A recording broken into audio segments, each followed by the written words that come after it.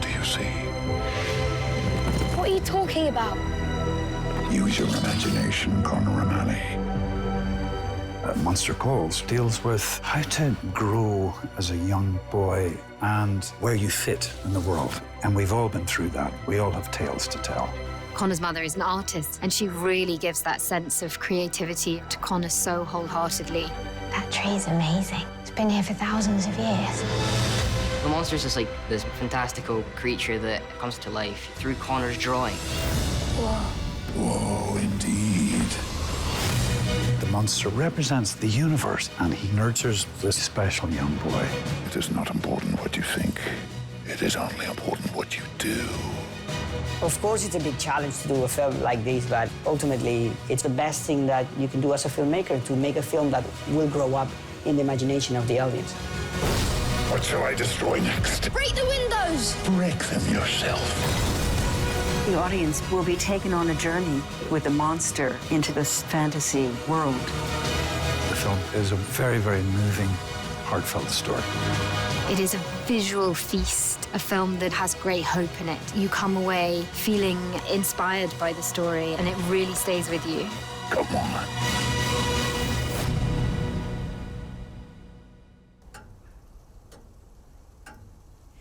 I have a house to show. I'm trusting you here alone until your father shows up. I'm not 5 years old. This is the correct time. Not the one on your phone or on the computer, not even on the news. It was my mother's, your great-grandmother's. The story is about a family coming to terms with the young mother having a life-threatening illness.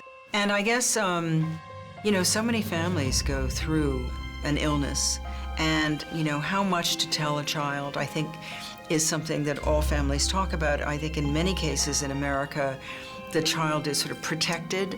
Your father may not notice how tired your mum is getting, okay? So we have to make sure that he doesn't overstay his welcome. Not that that's historically been a problem. This movie really respects the child's perspective and shows what strength is needed, and also shows the ability of this talented boy to summon up this kind of creature from his imagination to help him understand the complexity of what's going on. The main reason I was attracted to Patrick Ness's book is the fact that it's a fantasy with so much emotion involved, and it's so rare to find this material nowadays that deals about what means growing up. It's a coming-of-age story, but treats the kids with so much respect and talks about the complexities of the psychology of a kid going through a very specific and difficult moment in his life. The story behind the whole story is one of a kind.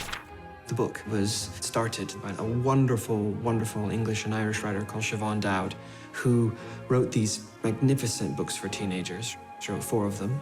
A Monster Calls was going to be her 5th book. And she had sort of an opening, she had an idea for structure, she had a few characters, and unfortunately she then passed. So the book just was left unstarted. And I looked at her materials that she had, and I started getting ideas. It did that magic thing that you always want, which is that it started to suggest other ideas. And I immediately started thinking, I could do this, and this has real heart to it, and this has real passion and pain to it. And I thought, I have to try. The book has such a powerful story that I felt like I could try and make it work as a screenplay. Come on. So I worked on the script for a while, then met באיונה, and באיונה had a great idea. He thought, well, maybe Connor draws. Maybe that's how you see his emotional state. It was such a good idea because it allowed us to link to the illustrations in the book by an artist called Jim Kay, and how Connor is seeing this monster and the things that he's drawing that he doesn't want to share. It is not important what you think. It is only important what you do.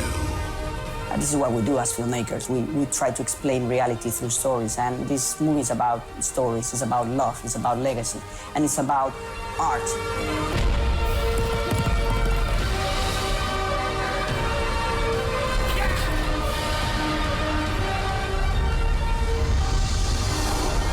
Whoa.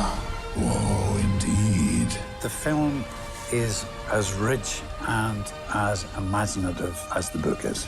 I think audiences will connect with the emotion in a very, very big way.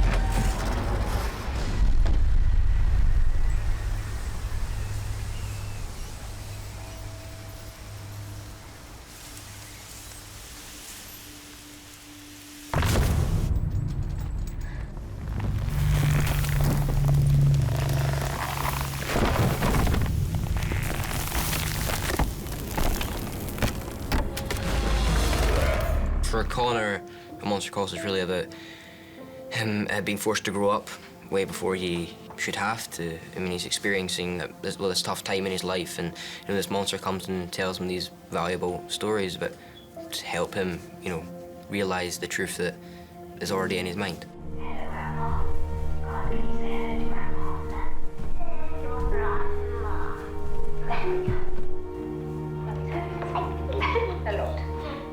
Okay, are you ready? Con, look, come sit here. Con, look.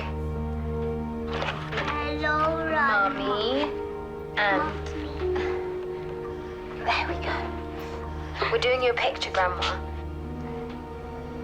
And then mix it together. What colour is that? Brown. It's a nice, sludgy brown. But we have brown here. That's true. Lewis's young character is going through a very, very torturous, difficult time, and he has really no one to talk to. He conjures up this monster healing tree that's an amalgam of a tree that's actually out at the back of his garden, away up on a hill. His grandfather, his mother's drawings that he remembers from when he was a kid, he amalgamates these all together and conjures up this healing presence that helps to guide him through this difficult time in his life. It is time for me to tell you the first tale. I don't need a tale. I need a bus ticket for my grandma. It is time for me to tell you Where do you think you're going? I will be listened to. I am as old as this land, and I will... What do you know about anything? I know everything about you, Connor O'Malley. No, you don't. If you did, you know I don't have time to listen to stupid stories from a stupid tree that is just a dream. A dream? What is a dream, Connor O'Malley? And who is to say that it is not everything else that is a dream? We rehearsed and we filmed together. We were in a special little motion capture studio outside London that we shot and rehearsed for 10 days, 2 weeks before principal photography started. Well, for me, we were both in these weird, suits with ping pong balls all across them. I was in one too, but obviously it was the motion capture that was being done for Liam. You were usually acting towards like a small doll, and I would be off camera, but it was extremely helpful, I think, doing that, having that whole experience to actually do the scenes with the actual actor who's playing the monster. Because the monster is 40 feet high, we had to get the perspective right. So there were, on the motion capture space, there was like a little house. Not exactly, but the measurements were more or less exactly right in relation to my height. And Lewis, a lot of times I was acting to a little doll that size, but Lewis was off camera, emoting all the time, going through these extraordinary emotions, and I'm acting with this doll, It's a strange process, but it seems to have worked, We need fantasy to understand reality. So we need to create reality, and we need to create a fantasy that had to play with reality. So we keep it as grounded as possible. It was kind of tricky, so we had to be very careful in making the visual effects very real. We recreated a whole animatronic, real life size, for the head, for the hands, for the arms, for the foot. Our monster is a very simple monster. It's the shape of a man, a dark man. It has a lot of meanings. One of them is that the monster is the man Connor is going to become. It's like his own conscience, telling him the right things to do. I have come to get you, Connor O'Malley. I think one of the biggest challenges in making the film was finding the chemistry between the kid and the monster. Of course, the monster was not in the set, but we always wanted from the very beginning not only the voice of Liam Neeson, but the performance. So we went through the motion capture experience. It was the first time for Liam and for me. It was very exciting and interesting, the process. And it's very overwhelming how can you see the performance, the sensibility, the soul, the pace of Liam into the CGI character. Feels good, doesn't it? Yes. Every character had to be addressed in a very specific way. So, for example, the relationship between the mother and Connor is so important that we rehearsed for 2 weeks with Felicity and Louis. We spent a lot of time together. We went together to the amusement park, to the cinema, to the swimming pool. So you create a bond. And the camera is so smart and so intelligent that will capture that. With the father was completely the opposite, because with the father, he doesn't have a relation, so I didn't want the actors to do rehearsals. So the first time I sat down together, Toby Kebbell in front of Louis McDougall, it was almost the first time they met. Oh, buried treasure. These must be those, the home movies your mum used to send to me when I first moved away. Why did you move away? We were young. Too young, you know, we had big dreams and... What kind of dreams? Well, your mum wanted to go to art college. Really? Yeah. She didn't go, but she wanted to. What happened? Because Mum got pregnant with me. Hey. Your mum never regretted having you. You were only ever good news. And I know that for a fact, because the one thing she regretted was marrying me. Why did she marry you then? Because I'm handsome. I think Louis was always, as Connor, he was so true to the feelings of the boy.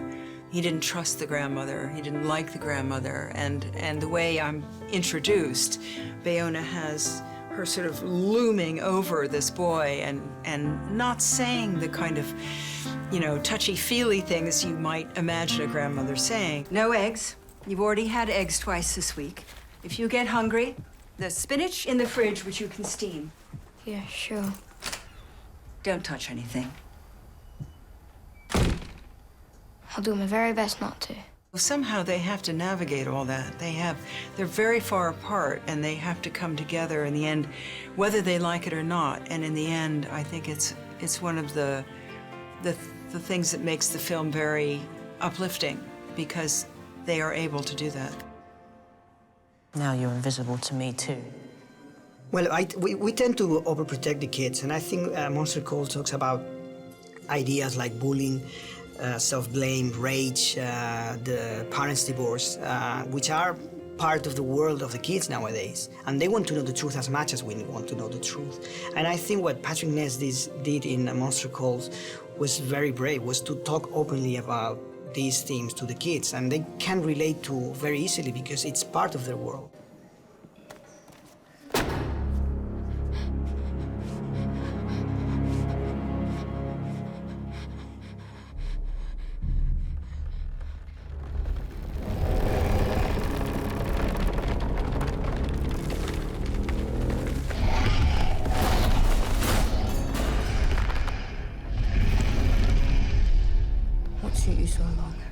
It is time for the third tale.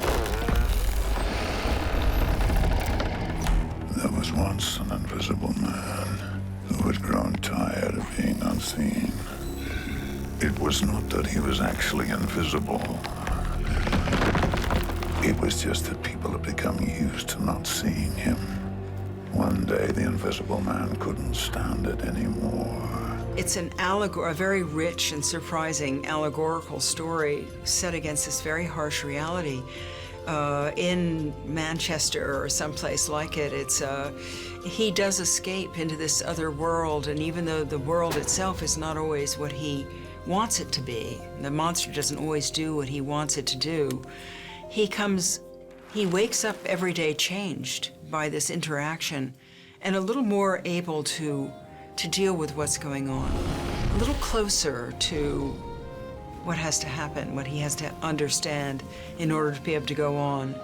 I think it's really an amazing experience for the audience. It was certainly an amazing experience for me to be part of telling that story. It feels the film is so honest because it's saying, you know, life doesn't work out how you expect and pretty awful things happen, and how do you recover from that? And hopefully people get some sort of catharsis and understanding through watching it. I think that's really good that the movie stays with people, you know, after you know, they've left the theatre. But not only the fact that you know, they enjoyed it as well. That it was a good, you know, it was entertainment, and it wasn't.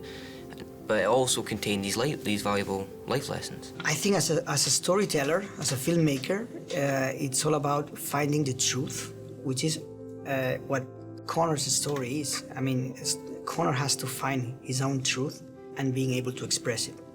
I thought it was terrific when I saw it. I want to see it with a real audience when the film comes out, you know? A real paying audience, you know? But it's, I know it has a big emotional impact on audiences, yeah. I'm sorry you have to face this, but you have to be brave. Do you understand? I have to say, I think it's a great classic in a way. Brings in lots of elements from fairy tales and good family drama, but I don't think I've ever seen anything like it before.